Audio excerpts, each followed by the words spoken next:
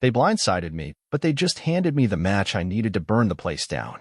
My name's Eric. I'm 36. I live in Arlington, Virginia, just outside D.C. The day started like a victory parade. I had just landed the biggest contract in our company's history, a $2.1 million deal with Defense Works Systems. 6 months of relentless work, calls at midnight, back-to-back pitch decks, and site visits, all of it had finally paid off. When the signed contract hit my inbox that morning, the entire floor erupted. Jake brought donuts. Marketing sent out a Slack blast. Melissa, my manager, even swung by my desk and said, "We'll circle back later today to debrief. Great work." So when I got a calendar invite from her for a quick chat at 4:30 p.m., I thought it was a thank you, maybe even a promotion. I walked into her office with my chest high, riding the high of a six-figure commission I hadn't even cashed yet. But something felt off the second I opened the door. Dave from HR was already there, sitting off to the side like a funeral guest. He had a company-issued tablet in his lap, stylus in hand. Melissa didn't smile, not the way she usually did. She gave me a tight, rehearsed nod and gestured to the seat. "Eric," she said, sliding a white envelope across the desk toward me. "This isn't easy, but we're terminating your employment effective immediately." I blinked. "Wait, what?" "Your performance has been under review," she went on, flipping to a page on the tablet. "There are concerns about your alignment with company values and your communication style with cross-functional partners." "What the hell are you talking about?" I said, still too stunned to raise my voice. Melissa looked past me, like she'd already moved on.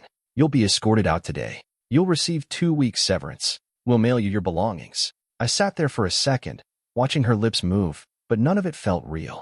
"Not after today. Not after the deal. You're firing the guy who just closed a $2 million contract?" I finally said. "We appreciate your contributions," she said coldly, "but this decision is final." Dave handed me the tablet to e-sign the exit documents. I didn't argue.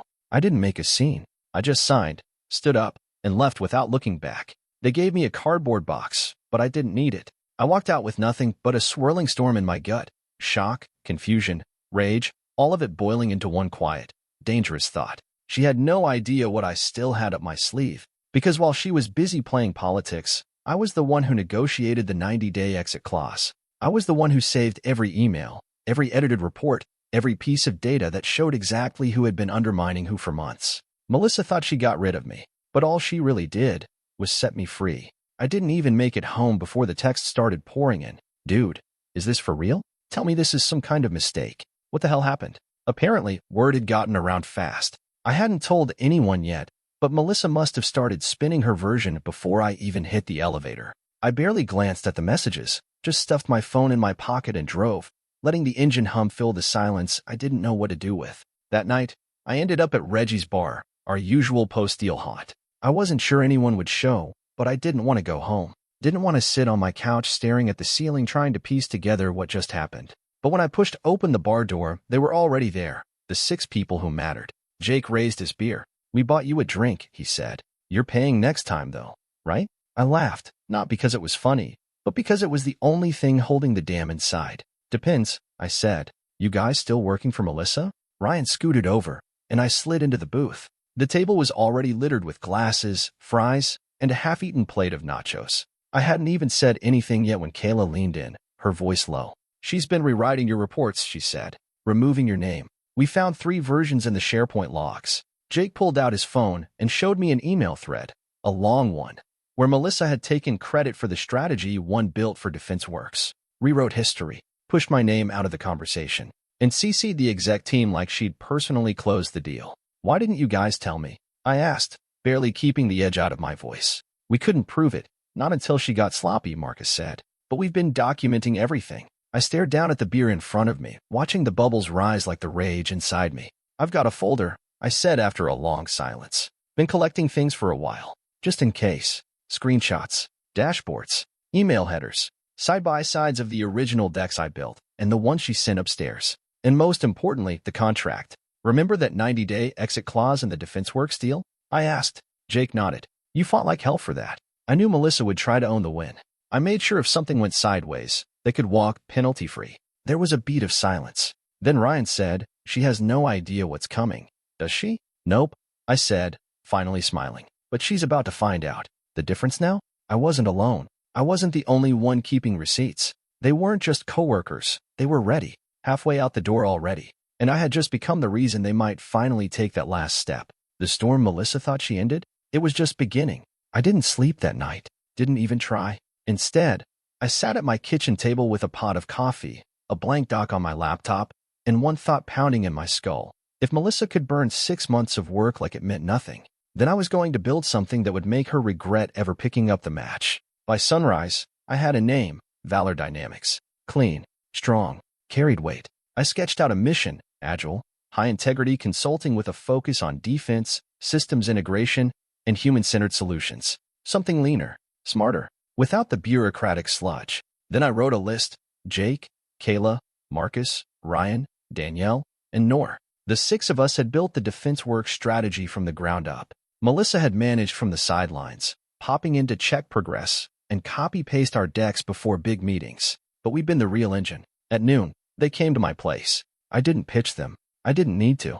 I just showed them the screen, the name, the outline, the potential clients I'd already flagged. I'm not asking anyone to jump ship, I said.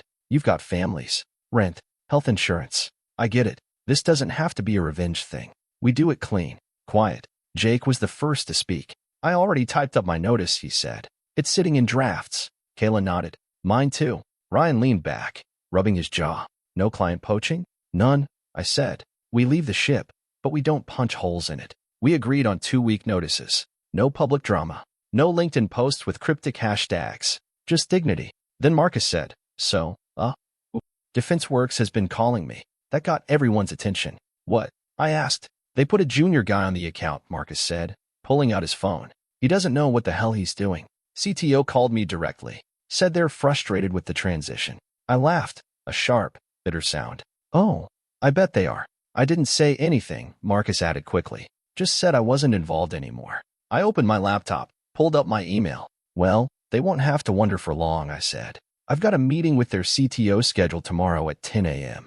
Jake grinned. You're not wasting any time. Nope, I said.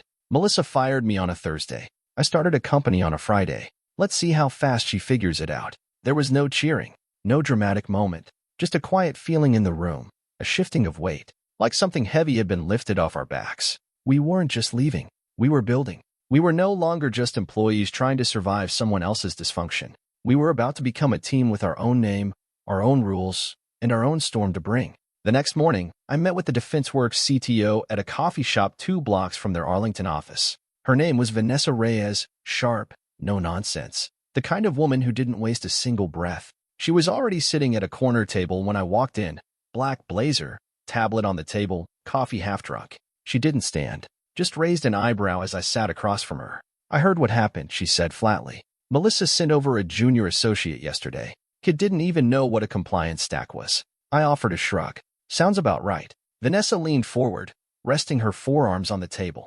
What the hell is going on over there? You close a $2 million deal, and 2 days later, you're gone? And now I've got a 23-year-old asking me how to spell interoperability? I gave her a small smile. Well, about that. I've started something new. I slid a slim one-pager across the table. Company name. Focus. Preliminary roadmap. It wasn't fancy, but it was real. She read it slowly, her eyes narrowing as she reached the bottom. Then she looked up and pushed her tablet aside. We're invoking the opt-out clause, she said. Today. I blinked. You're sure? Eric, she said, her voice like flint. I didn't greenlight that contract for Melissa. I greenlit it for you.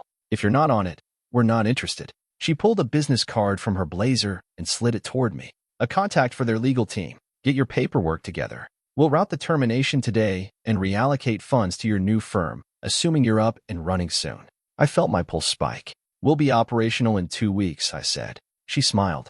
Good. You've got 5. By the time I got home, the news had already hit. Marcus texted me first. DefenseWorks pulled out? Melissa is losing her mind. I didn't respond. Just forwarded the message to the team with a thumbs up. The official exit notice landed in my old company's inbox that afternoon. Refund initiated. Deal nullified. A full 7-figure crater in their quarterly revenue projections, all by the book. All within the clause I'd fought to include. That same morning, every one of my 6 teammates submitted their resignation letters. No drama, no scenes, just formal emails, polite thank yous, and a coordinated walkout that left the department bleeding talent. Danielle texted me a photo from the lobby, Melissa pacing, wild-eyed, phone pressed to her ear, probably trying to spin a narrative that was already slipping through her fingers. Company-wide fire drill incoming, Ryan messaged. And we're not even touching clients. That was the beauty of it. We didn't need to sabotage anything. No backdoor deals. No stealing laptops or whispering in inboxes. All we did was walk away. And the foundation Melissa had tried to build on theft and arrogance? It collapsed under its own weight. 3 days later, the company called an emergency all-hands. Not Melissa. Martin, the CEO. Word spread fast. The mood was tense, like someone had died. I got texts from former colleagues who hadn't even been involved in the defense work deal. Boards asking questions. Martin looks pissed. Melissa's hiding in her office. Meanwhile, I was at my kitchen table with Jake and Kayla, building out our client management system on a borrowed laptop. Kayla was on hold with our new insurance rep. Jake was drawing up onboarding flows on a whiteboard I stole from my garage. Valor Dynamics was officially alive. I filed the LLC, opened the business accounts, registered our domain, bought the email suite, all within 48 hours. The team was working out of my living room. Ryan brought an old coffee machine from his place, and Marcus had a buddy who set up a secure VPN for us on the cheap. It wasn't glamorous, but it worked. 2 weeks in, we were operational. Then I got a whisper. Marcus forwarded me a message from an old dev lead. Alex, board member, asking questions. Wants to talk. Says he didn't sign off on your termination. That stopped me. Alex Hamilton. Quiet, serious, the kind of guy who didn't waste words. I had presented to him once during Q2 planning. He barely blinked through the whole pitch. But he was sharp. Old school. Numbers driven. I figured it wouldn't hurt to talk. He called that Friday. Eric, he said. Mind if we chat off the record? Sure. I said, stepping out to the back porch. I didn't know they let you go. No one ran it past the board. I didn't answer. He cleared his throat. Melissa said it was a values issue. That you were difficult to work with.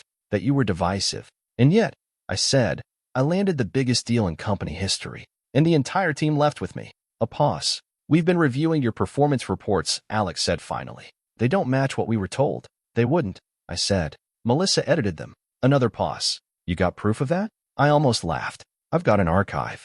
Email headers. Submission logs. Timestamped revisions. Alex was quiet again, then said, keep your phone on. Martin might reach out. I hung up and went back inside. Kayla looked up from her laptop. Something happened? I smiled. Let's just say the people upstairs are starting to realize they backed the wrong horse. Valor was barely 2 weeks old, and already the cracks were showing back at HQ. We didn't need a PR campaign. We didn't need revenge. All we had to do was build, and the fallout would right itself. The call came 2 weeks later. Unknown number. I let it ring twice before I answered, already guessing who it was. Eric, Martin said.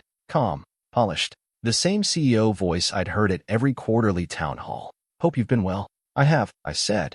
Valor Dynamics is off to a great start. A pause. Listen, I'd love to meet. Talk face to face. I think we may have gotten some things wrong.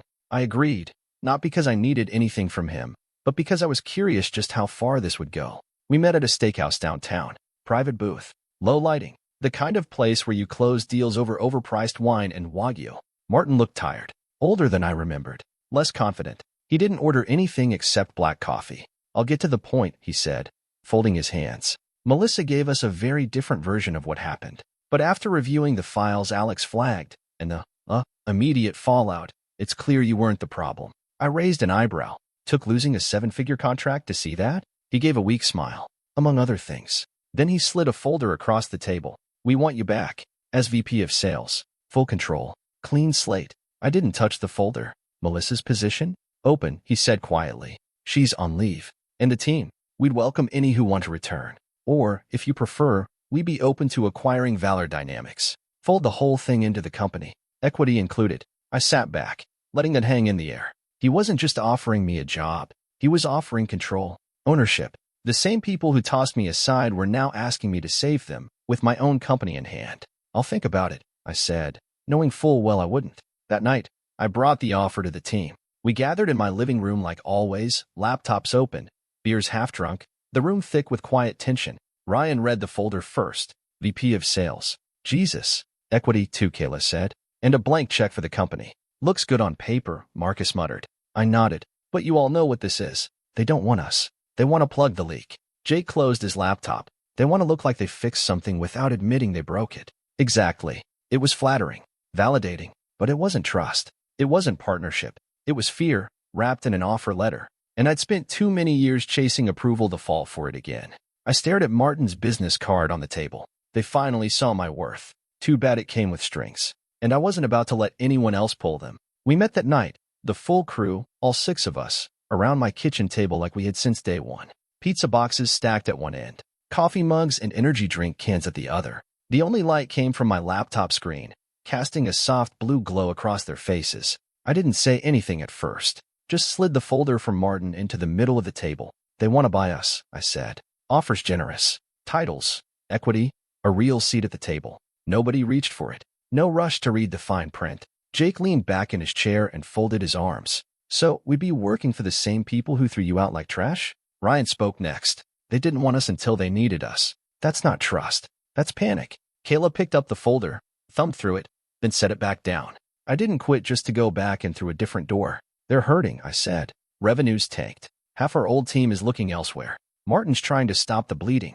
Danielle raised her hand like we were still in school. Okay, but let's say we do it. We go back. What happens the next time someone like Melissa gets scared of us? We all went quiet. Then Jake said what everyone else was thinking. They don't want to build with us. They want to buy control. That's all this is. It was past midnight when we finally took a vote. No show of hands, just words. One by one, we went around the table. No, no, no, hell no, not a chance. And me. Then it settled. The next morning, I called Martin. Appreciate the offer, I said, but we're staying independent. There was a long pause on the line. You're sure? He asked, voice clipped. I'm sure, I said. Valor Dynamics isn't a backup plan. It's our plan. You're walking away from a hell of a deal, Eric. No, I said. I'm walking towards something better. I hung up before he could answer. Then I opened my laptop and got back to work. We weren't the scrappy crew in someone else's sandbox anymore. We were the architects now. And not everything has a price, especially not this. 6 months later, we signed our second federal client. Then our third. Revenue crossed $6 million.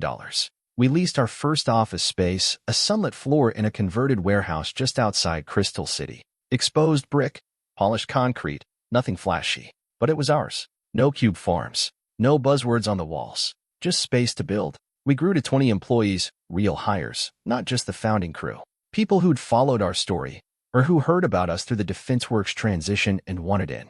No recruiters needed. Word of mouth did the heavy lifting. Every week brought new momentum. And every now and then, whispers drifted back from our old company. Melissa took a leave to focus on strategic planning. Translation: the board had seen enough. The new guy they put in charge of the DefenseWorks account never recovered the relationship. Vanessa from DefenseWorks even sent us cupcakes the day their final payment to the old company cleared, a clean break. One afternoon, I opened my inbox to find a note from Martin. Subject line: you were right. The body was short. We should have backed you. Good luck out there.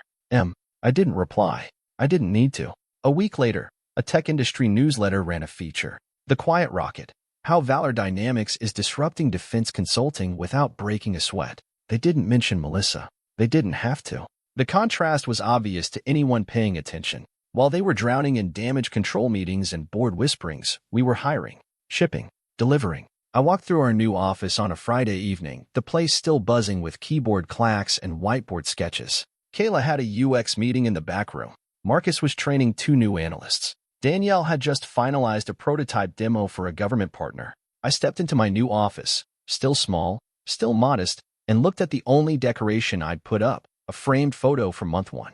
The 6 of us crowded around my kitchen table, half drunk, grinning like lunatics, a dry erase board behind us with Valor or Bust written in thick red marker. We'd been dismissed, discarded, replaced, and then we built something no one could ignore. Melissa thought she'd ended something the day she handed me that envelope. What she didn't realize was that was the day we began. The empire was crumbling, and the phoenix was rising. At the 1-year mark, we threw a party in our new office, a full floor in a high-rise in Rosslyn, overlooking the Potomac. Nothing too fancy, just pizza, music, and a lot of laughter echoing off the glass walls. The kind of night that made all the chaos worth it. We had grown to 35 people, real departments now, an HR lead, ops manager, our own legal counsel, not me for once. DefenseWorks expanded their contract again.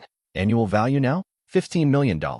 Every time I saw Vanessa Reyes, she grinned like she was in on a secret no one else had caught up to yet. We didn't do press, didn't chase media, but still, Forbes called. Wanted to feature us in a piece about emerging players in defense tech. The headline: From Layoff to Leadership, How Valor Dynamics Rewrote the Rulebook. I read it twice, then closed the tab and went for a walk. That same night, I got a LinkedIn message from Melissa, just her name in bold and a little preview. "Hey, Eric, I wanted to say." I stared at it for a minute before opening it. Melissa, "Hey, Eric, I wanted to say thank you for how things played out. I didn't see it then, but I do now. You built something real. I respect that. Hope you're doing well." There was no apology, but there was no venom either. It was human, and to my own surprise, I didn't feel anger. Not anymore. I replied a few hours later. "Me. Appreciate the message. We're doing great. I hope you're too. All the best." That was it. No dragging the past back up. No need for it. Some things deserve closure, not resurrection. 2 days later, Martin reached out again.